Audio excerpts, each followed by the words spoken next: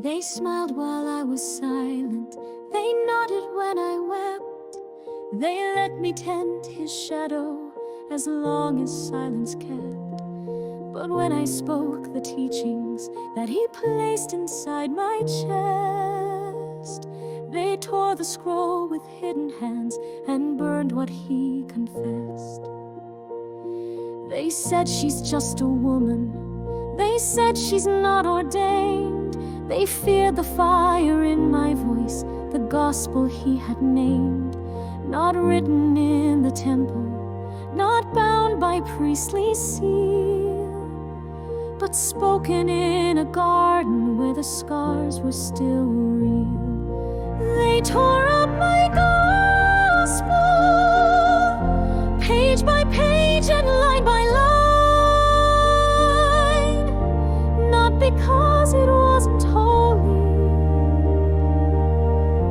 but because it spoke divine, because it said the soul was whole, because it dared to teach, because he gave the deepest truths to one they couldn't reach.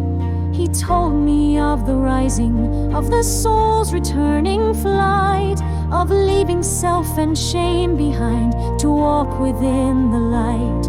He told me all is union if the heart is open wide, that sin is not a number but the place where truth must hide. I spoke of death defeated, of ego cast away, of sight restored by mercy and love that couldn't sway. But they wanted swords and ladders, they wanted law and chains. They couldn't bear a kingdom that gave voice to hearts in pain. They tore up my gospel, left the fragments in the dust, called it heresy and fable, called it blasphemy and lust, because I wasn't Peter, because I wasn't Paul, because the voice they crucified still echoed through it all.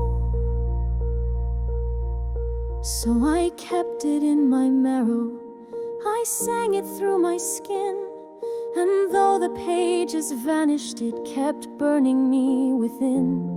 For truth is not so fragile that it breaks beneath the ban, and God does not revoke his word because it came through woman.